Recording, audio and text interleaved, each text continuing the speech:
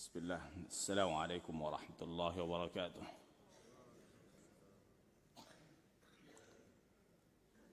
الحمد لله الذي أحيانا بعدما أماتنا وإليه النشور، وأشهد أن لا إله إلا الله وحده لا شريك له، وأشهد أن محمدًا عبده ورسوله صلى الله عليه وعلى آله وأصحابه أجمعين.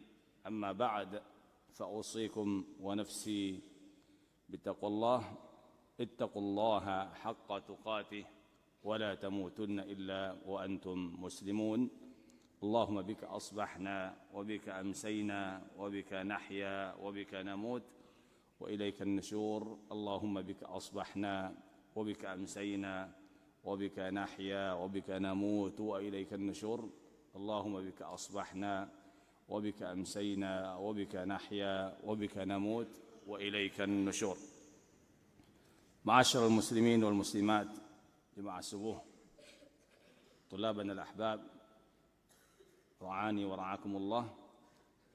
Mari kita tingkatkan syukur kita, ketakwaan kita kepada Allah Subhanahu wa taala. Allah Subhanahu wa taala telah memberikan nikmat yang luar biasa kepada kita semuanya. Nikmat yang tak terhingga. Nikmat iman, nikmat Islam, nikmat hidup. Nikmat-nikmat yang tidak bisa kita hitung walaupun kita ingin berusaha untuk menghitungnya. Karena begitu banyak nikmat Allah Subhanahu wa taala yang telah kita terima. Baik kita rasakan ataupun kita tidak rasakan. Baik kita sadari ataupun yang tidak kita sadari. Baik kaum muslimin, pagi ini kita ayat tafsir kita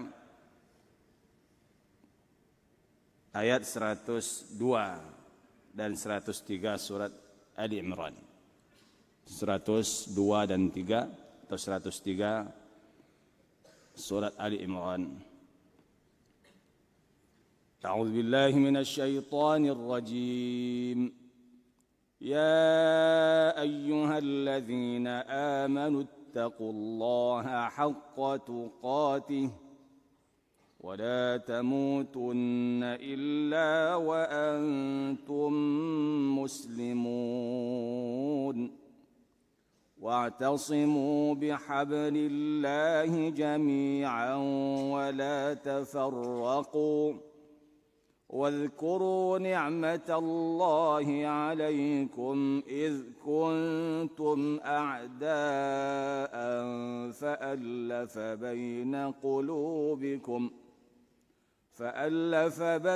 قلوبكم فأصبحتم بنعمته إخوانا وكنتم على شفا حفرة من النار فأنقذكم منها كذلك يبين الله لكم آياته لعلكم تهتدون.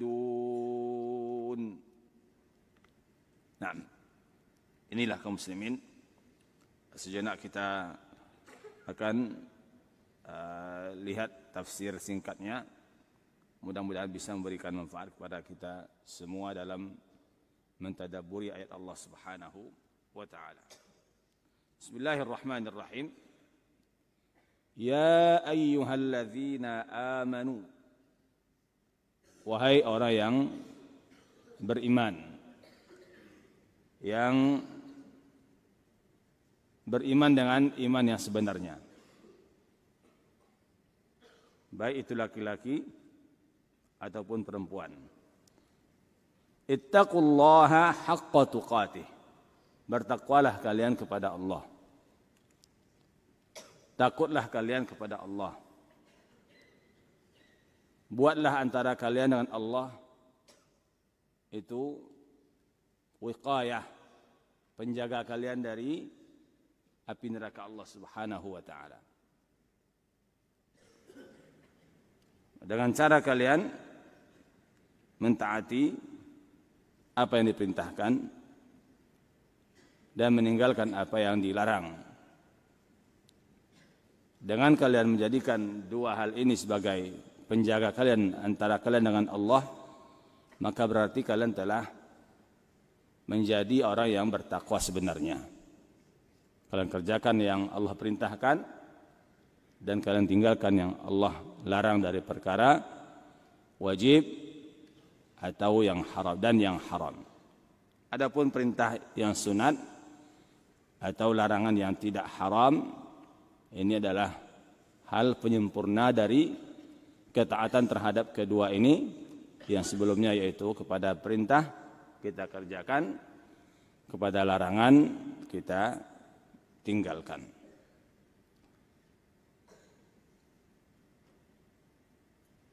Wala tamutunna illa wa antum muslimun. Dan janganlah kalian mati. Di sini ada nun taukidnya, wala tamutunna. Benar-benar kalian itu jangan sampai mati. Jangan sampai kalian mati. Dengan taukid. Betul-betul kalian waspadai, jangan sampai kalian mati, meninggal dunia atau meninggalkan dunia ini, illa wa antum muslimun, kecuali kalian dalam keadaan muslim. Muslim dalam bahasa Arab itu menyerah. Dalam makna zahir Islam, tetap mati dalam keadaan Islam. Jangan keluar dari Islam. Tapi yang makna yang lebih khusus, menjadi orang yang terus menyerahkan diri kepada Allah. Karena kalau orang yang benar-benar menyerahkan diri kepada Allah, Islamnya sudah bagus. Allah mengatakan, "Wa man ahsanu dinan mimman aslama wajhahu lillahi wa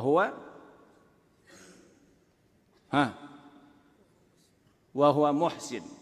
Siapa lagi yang lebih bagus agamanya? Atau tidak ada yang lebih bagus agamanya dari orang yang menyerahkan diri kepada Allah. Maka jangan sampai kalian meninggal dunia, kalian tidak dalam keadaan menyerahkan diri kepada Allah. Tapi meninggal dunia dalam keadaan kalian muslim. Dengan Islam lebih khusus lagi dalam keadaan menyerahkan diri kepada Allah Subhanahu wa taala. Tetap dalam keadaan Islam. Lalu Allah lanjutkan dengan perintah lain. Tadi bertakwa, kemudian perintah juga untuk mati dalam keadaan Islam. Kemudian wa'tasimu bihabrillah. Berpegang teguhlah kalian, bergantunglah kalian. Berjaga-jagalah kalian dalam kehidupan ini. Jaga diri kalian dalam kehidupan ini. Jangan bergantung, dengan berpegang teguh. Karena ismah, arti ismah secara harfiah itu terjaga, penjagaan.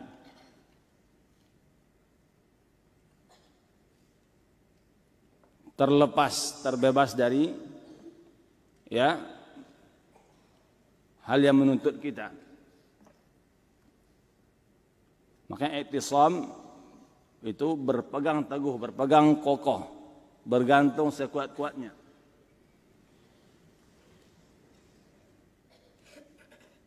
Berpegang teguhlah kalian, tamassaku, bergantung, bihablillah, dengan tali agama Allah, dengan apa yang membuat kalian terikat dengan Allah. Habal artinya tali, ya kan? Mufradat hablun, ya tak? Ada dalam buku bahasa Arab kalian? Mufradat. Hablun. Apa artinya? Tali. Hablullah, tali Allah. Bergantung kalian, berpegang teguh kalian kepada tali Allah.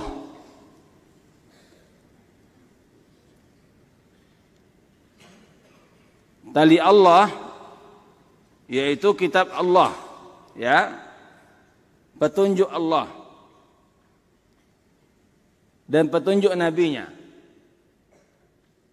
Itulah tali Allah. Karena dengan itu kita terikat. Dinamakan dia tali karena mengikat. Disuruh kita mengikatkan diri dengan tali tadi. Bergantung ke tali tadi. Yaitu tali petunjuk Allah dan Rasulnya. Kemudian wala tafarraqu. Jangan kalian berpecah belah. Wala tafarraqu, jangan kalian bercerai-berai.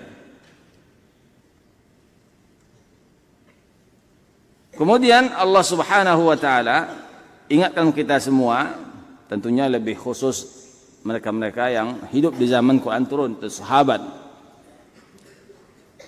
Ketika itu, kaum muslimin ketika itu, manusia ketika itu, ingatlah oleh kalian semua, wadhkuru ni'matallah, nikmat-nikmat Allah kepada kalian. Apa?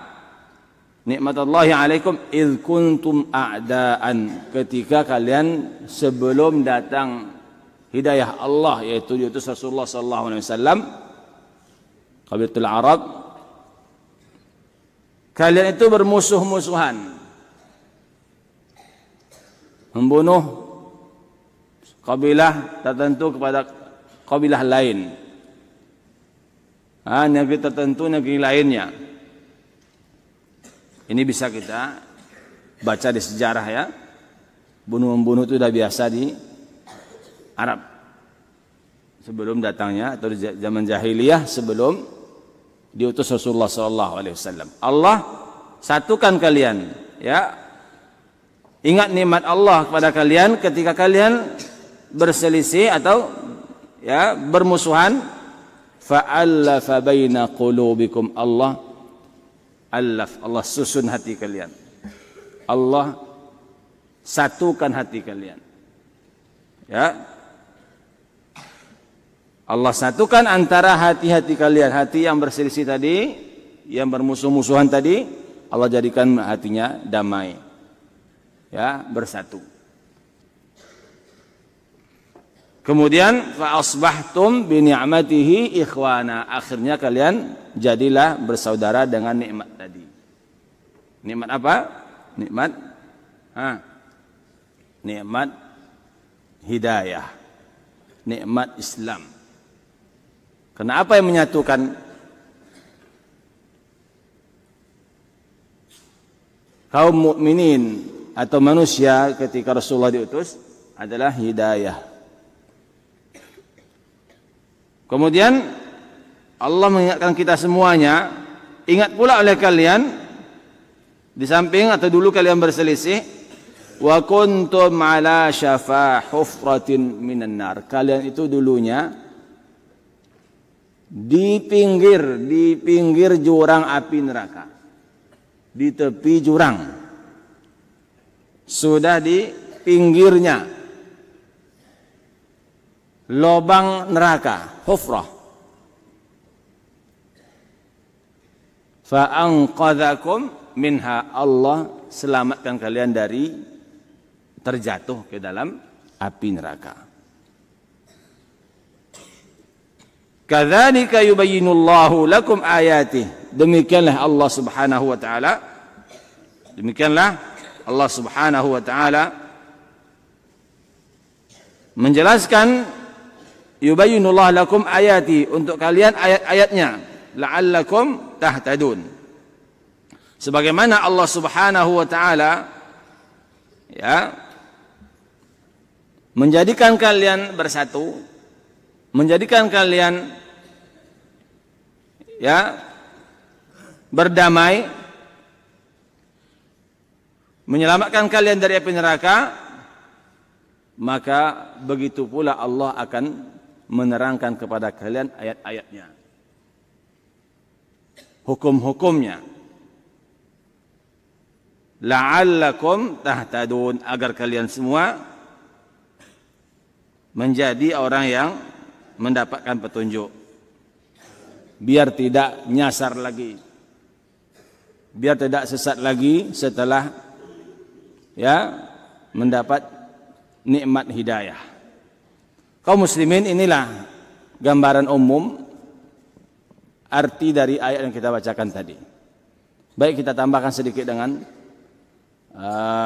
pemahaman tafsir yang lebih dalam daripada sekadar arti.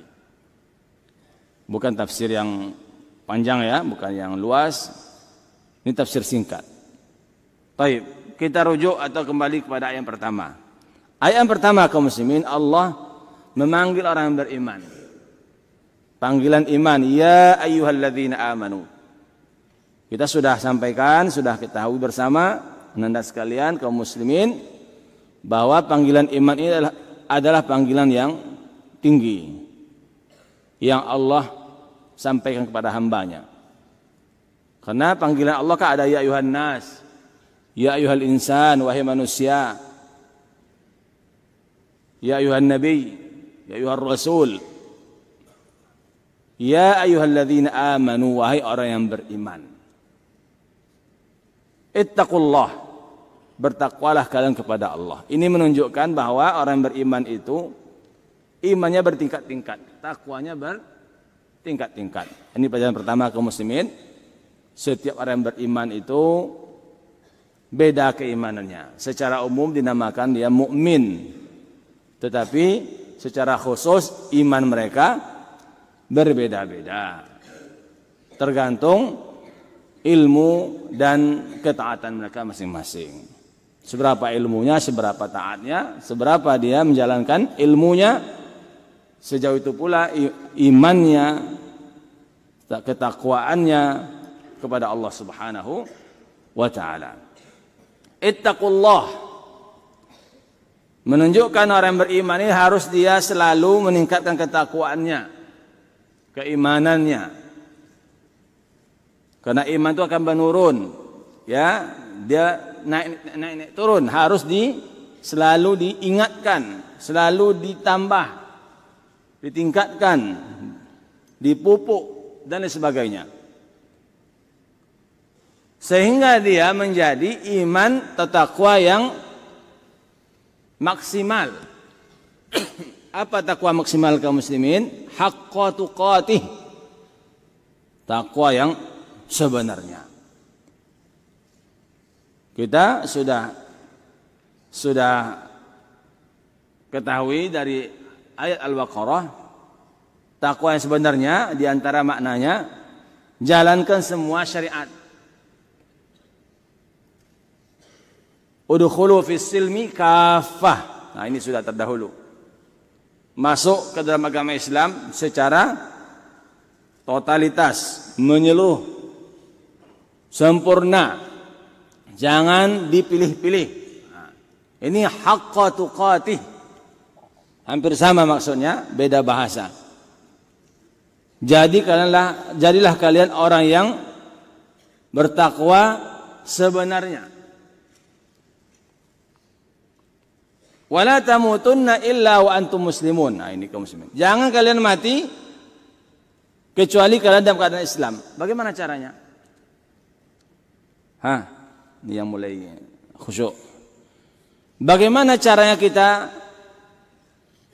biar mati dalam keadaan Islam? Kan janganlah kalian mati kecuali dalam keadaan Islam. Berarti matilah kalian dalam keadaan Islam. Ini yang disebut husnul khatimah. Jadilah kalian mati dalam husnul khatimah. Tetap bagus. Jangan sampai su'ul khatimah, buruk akhir kehidupan kalian. Wala tamutunna, jangan kalian mati. Mati pasti kan? Sekarang Allah bilang jangan sampai mati. Bagaimana caranya? Jangan kalian mati kecuali dalam keadaan Islam. Sedangkan mati itu datang kapan-kapan saja. Subhanallah kaum muslimin, ini perintah yang dahsyat untuk kita junjung. Kita diperintahkan kaum muslimin untuk perkara yang dahsyat. Karena akan datang satu yang dahsyat. Apa perkara dahsyatnya? Jangan sampai mati kecuali dalam keadaan Islam. Untuk perkara yang datang kepada kita yang dahsyat itu mati. Mati itu subhanallah ya, luar biasa. Dalam seminggu ada berapa orang manusia yang meninggal? Kawan-kawan kita ada berapa? Tidak boleh kita santai-santai. Nama di kelas 1 SMP baru. Ya, mati tidak mengenai SMP, hafiz, tidak hafiz. Ya, pejabat, rakyat, kaya, miskin, tua, muda, berilmu, tidak berilmu, semuanya mati. Tapi disuruh kita satu perintah, jangan sampai mati kecuali dalam keadaan Islam. Bagaimana caranya? Ini berat nih kaum muslimin. Perintah Allah, jadilah kalian, matilah kalian dalam keadaan Islam.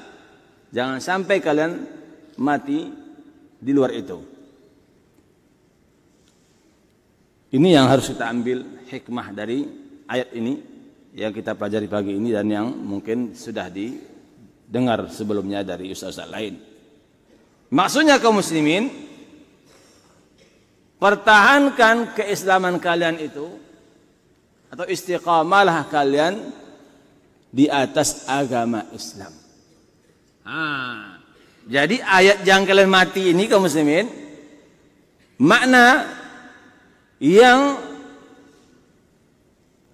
sebaliknya atau di dalamnya adalah bertakwalah kalian sebenar bertakwa dan istiqamah sampai akhir hayat.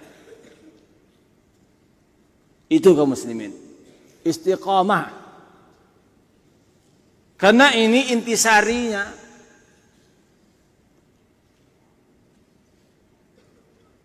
Yang Allah sampaikan kepada kita hari ini kaum muslimin di ayat ini, jangan kalian mati kecuali dalam keadaan Islam, itu kesimpulannya atau perjuangan akhirnya. Tapi ada babak penyisihan, babak finalnya yang belum atau tidak nampak di sini.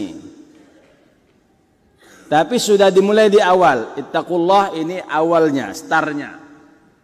Wala tamutunna, jangan sampai mati, ini akhirnya. Di antaranya itu yang enggak nampak. Bertakwalah kalian kepada Allah Subhanahu wa taala sebenar-benarnya, sebenar bertakwa. Satu, bertakwa dengan takwa yang benar.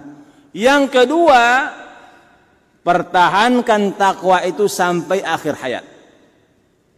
Kalau kita taat terus. Jangan taat waktu tertentu aja. Jangan tunduk waktu tertentu aja. Tapi tunduk di mana saja, kapan saja. Ketika masih muda, di antara itu atau usia yang sudah menginjak tua, apalagi sudah tua. Ketika belajar, setelah tamat, seterusnya, ketika masih bujang, ketika menikah, ketika menjadi kakek dan sebagainya, seterusnya. Kalau kalian sudah istiqamah dengan ketakwaan tersebut, pasti kalian mati dalam keadaan Islam. Itu dia kaum muslimin. Jadi wala tamutunna illa antum muslimun itu adalah hasil keistiqamahan. Orang yang istiqamah menjalankan ketakwaan, nilai-nilai ketakwaan, pasti dia mati dalam keadaan Islam. Wadah syabab? Wadah ya? Alhamdulillah. Ini maksudnya kaum muslimin. Bagi yang belum tahu makna bagaimana menjalankan, memahami, membuktikan perintah Allah jangan kalian mati kecuali dalam keadaan Islam, jadilah orang yang sebenarnya bertakwa, terus pertahankan takwa itu sampai akhir hayat. Nah, itulah dia.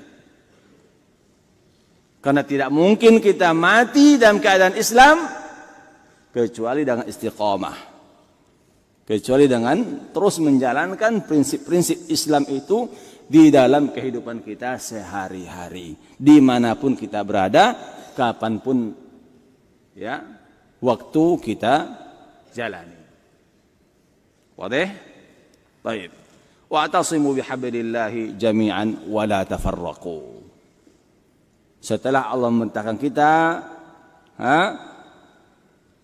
untuk bertakwa, untuk mempertahankan ketakwaan kita, perintah berikut, berpegang teguhlah kalian dengan tali Allah.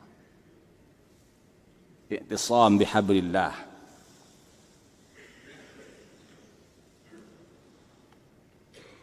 Tali Allah Subhanahu wa taala tadi kita singgung ada dua. Tali Al-Quran, tali sunnah. Talinya dua kaum muslimin.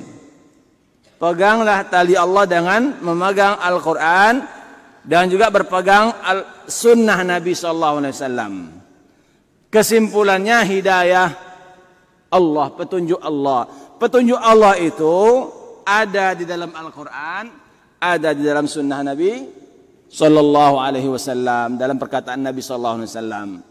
Dua-duanya adalah hablullah, tali Allah. Karena dengan memegang kedua-duanya inilah kaum muslimin kita sampai menuju Allah Subhanahu wa taala. Orang yang berlepas diri atau tidak memegang tali ini atau melepaskan tali satu dari tali ini, dia tidak akan jumpa dengan Allah. Umpamanya dia percaya Quran saja, pegangnya Quran, tidak dipegangnya tali sunnah, pasti dia tidak masuk surga Allah. Kenapa? Lepas tali satu. Kita punya mobil Pak ya, setir kita ada talinya enggak? Pasti ada setir kanan, setir kiri. Secanggih apapun mobil kita, ada tali yang menggerakkan mobil kita. Ketika kita belokkan ke kanan, dia belok kanan. Ketika belok kiri, gini setirnya belok kiri. Itu tali kaum muslimin. Dengan berbeda-beda pola tali, kecanggihan mobil. Begitu pula kita dalam kehidupannya ada ke kanan ke kiri, yang menyetir kita kanan kiri ini dua talinya. Tali Al-Quran, tali hadis, sunnah Nabi SAW. Disetir dengan pemahaman yang benar. Jadi talinya itu Quran dan sunnah, yang memainkannya adalah pemahaman yang benar. Tidak cukup dengan Quran sunnah. Karena semua orang mengatakan saya pegang Quran sunnah. Atau banyak orang mengatakan saya berpegang teguh pada sunnah, kepada Quran dan sunnah. Ternyata tidak memahami dengan pemahaman yang benar. Harus dengan pemahaman yang disepakati atau telah dibuktikan oleh generasi terbaik, yaitu sahabat Nabi, tabi'in dan atba'ut tabi'in. Generasi tiga ini, mereka inilah ya sopir yang patut dicontoh, menjalankan mobil agama yang patut dicontoh. Selebihnya harus mengikuti mereka. Kemudian kaum muslimin, wala tafarraqu, jangan kalian bercerai-berai. Banyak orang sekarang ini, kita sampaikan di sini, baik kepada yang hadir, kepada yang di rumah dan sebagainya, mendakwakan jangan kita bercerai-berai, jangan kita bercerai-berai, jangan kita berselisih. Tapi kita lupa dua makna di sini atau dua hal di sini kaum muslimin. Di sini ayat secara terang-terangan Allah katakan di sini, jangan kalian berpecah belah. Ini kaum muslimin, jangan kalian berpecah belah. Haram hukumnya. Karena kalau kalian berpecah belah, kalian jadi lemah. Musuh kalian akan mudah melawan kalian atau merendahkan kalian. Banyak sekarang ajakan-ajakan, mari kita bersatu, bersatu, bersatu, bersatu. Betul, itu ajakan yang bagus. Tetapi ajakan itu tidak akan terbukti, tidak akan dapat diwujudkan kalau kita tidak mengajak kepada jalan yang benar. Baik kaum muslimin, waktu kita tidak panjang ya, insyaallah seperti biasa, walaupun panjang 6:20, 6:4. Jadi kaum muslimin tidak mungkin bersatu. Tidak mungkin kita bisa bersatu. Ini tafsir kaum muslimin, tapi saya sampaikan karena ada kaitan di sini. Sehebat apapun kita mengajak, mari bersatu, mari bersatu. Persatuan kita galakkan persatuan. Itu omong kosong. Kalau kita tidak mengajaknya sesuai dengan standar mengajak bagaimana kita bersatu. Tidak cukup kita mengajak, mari kita bersatu. Tinggalkan semua perbedaan, tidak ada itu. Itu omong kosong. Karena hati kaum muslimin itu tidak bisa dibohongi. Sekarang mari kita bersatu, mari kita bersatu. Tidak usah kaum muslimin luas-luas. Di rumah aja ada ayah, ibu, anak 3, ada menantu 1. Berapa jadinya? Ayah, ibu, anak kita 3. Ayah maksudnya suami istri, 3 anak 1 menantu. Berapa jadinya? 6. Yang 1 suka sunnah Nabi. Yang 1 biasa-biasa saja. Yang 1 benci sunnah Nabi. Yang 1 malas sholat. Tapi udahlah, aman, damai aja lah kita di rumah ini. Ya damai lah, tidak usah kita saling-saling apalah. Ayo kita bersatu di rumah ini. Bisa bersatu nggak Pak? Antara yang 5 tadi, 1 suka sunnah, yang 1 lagi umpamanya dia berjenggot di rumahnya. Berjenggot yang tidak suka dan nengok dan banyak kan, ada yang mengatakan seperti itu. Bisa bersatu di rumah itu kaum muslimin? Bagaimana bisa bersatu kita di kaum muslimin ini, di rumah saya kita nggak bisa bersatu. Jadi janganlah kita Islam tidak akan kuat kalau nggak ada bersatu. Mari bersatu. Omong kosong. Saya bukan daurah kaum muslimin, ini tafsir. Bagaimana kita bersatu? Ini dia. Di sini kaum muslimin disebutkan 2 hal yang membuat kita bisa bersatu. Kalau 2 ini kita kerjakan, 2 itu kita tidak akan berpecah belah. 1 nampak, 1 tidak nampak. Hebat pula ini kaji Ustaz nih, kan begitu. Saya tidak pandai ngaji Pak. Apa yang nampak dari tafsir yang kita pelajari dan dari yang kita baca? 1 nampak, 1 tidak. Kalau 2 ini kita praktekkan, kita tidak akan berpecah belah. Kalau tidak, sampai kapanpun kalian akan berpecah belah dan paling banyak dan akan berpecah belah kalian. 1, agar kalian jangan berpecah belah, berpegang teguh kepada tali Allah. Wa'tasimu bihablillah. Jangan berpecah belah ini digembur-gemburkan. Mari kita bersatu, jangan pecah belah. Kita lupa yang pangkal Pak. Nggak ada itu, bohong itu. Nggak usah besar-besar, nggak usah sepekan baru ini kita bersatu. Di rumahnya kita nggak bisa bersatu. Bapak bisa bersatu sholat dengan orang yang tidak tertib sholatnya. Bisa, nyaman hati Bapak. Wala takhtalifu fatakhtalifu qulubukum. Jangan kalian berselisih, hati kalian akan berselisih. Tidak mungkin kita bisa bersatu kalau hati kita nggak bersatu. Kita sholat dengan baik, dia sholat nggak khusyuk. Pegang ini. Bagaimana kita bisa bersatu? Kalau sholat kita nggak bisa bersatu, bagaimana bisa bersatu? Bagaimana kita bisa bersama-sama membangun umat ini? Nggak bisa. Maka bersatu dengan wa'tasimu bihablillah. Berpegang teguh dengan tali Allah. Ini syarat kita, jangan kita bercerai-berai. Itu biangnya. Biangnya itu aslinya, dasarnya itu. Bagaimana kita bersatu? Pegang tali Allah dengan kuat-kuat. Wa'addu 'alaiha, atau kata-kata uddu 'alaiha bin nawajih. Gigit itu dengan gigi geraham. Ini disebutkan di sini wa'tasimu bihablillah. Kalian pegang tali Allah, wala tafarraqu, jangan berselisih. Pegang dulu itu. Kalau itu gak ada pegang, udah pasti berselisih. Ini enggak, dia bilang aja, mari bersatu, tali Allah tidak ada pegangnya. Tambah bercerai lah kita kaum muslimin. Tambah tidak bersatu kita. Yang satu keyakinannya bagus tentang Allah, yang satu tidak bersatu juga kita nggak bisa. Bohong kita itu. Yang satu meyakini khurafat, yang satu tidak. Bersatu kita nggak bisa.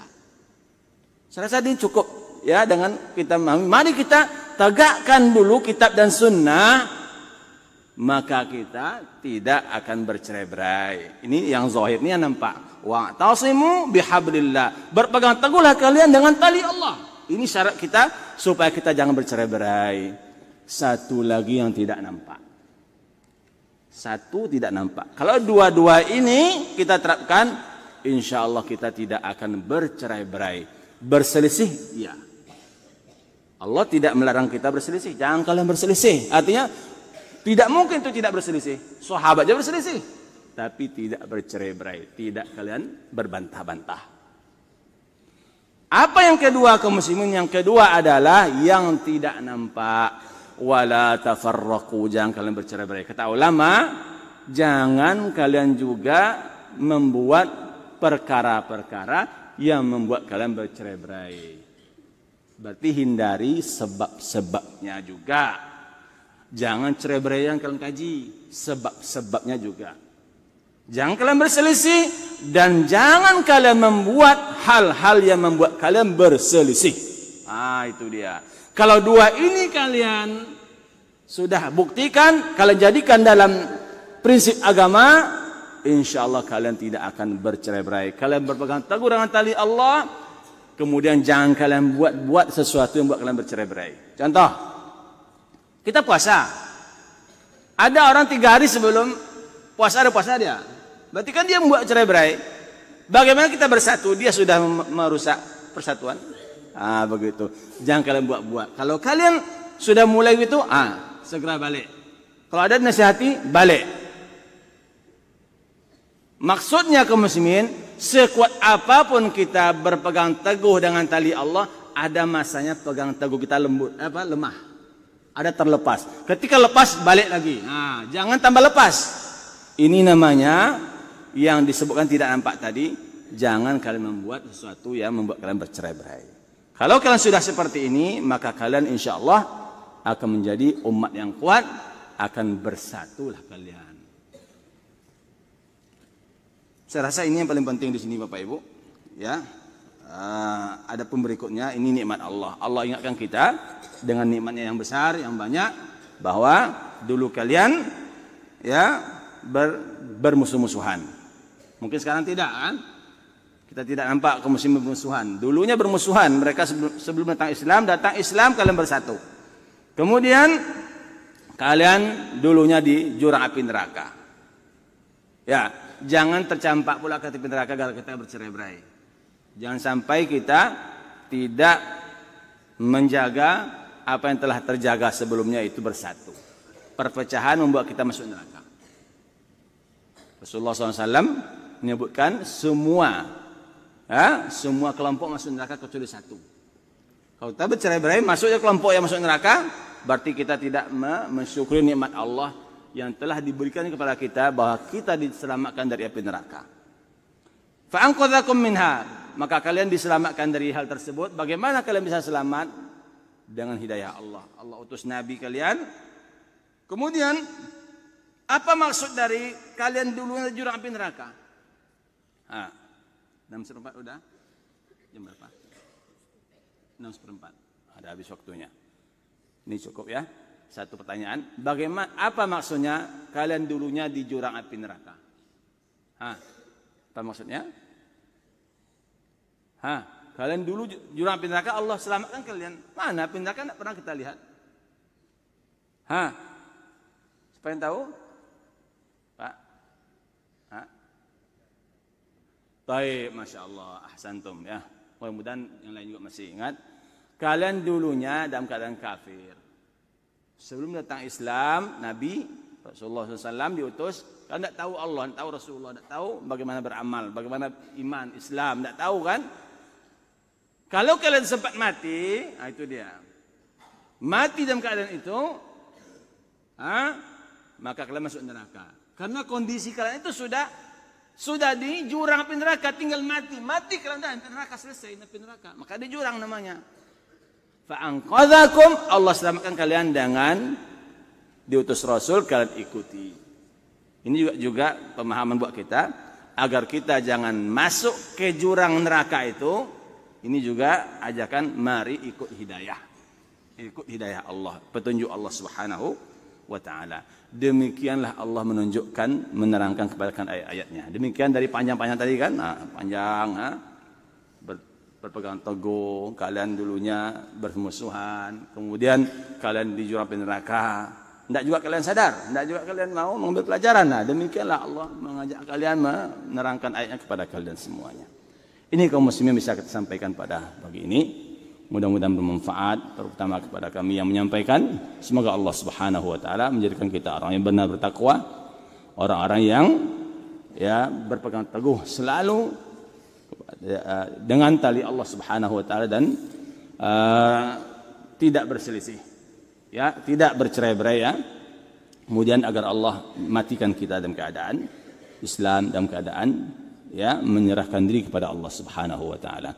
Aqulu qawli hadza wa astaghfirullah li wa lakum wa lisal muslimin min kulli dhanbin fastaghfiruh innahu ghafurur rahim wa jazakumullahu khairan katsiran. Subhanakallahumma bihamdik wa asyhadu an la ilaha illa anta astaghfiruka wa atubu ilaik. Assalamu alaikum warahmatullahi wabarakatuh.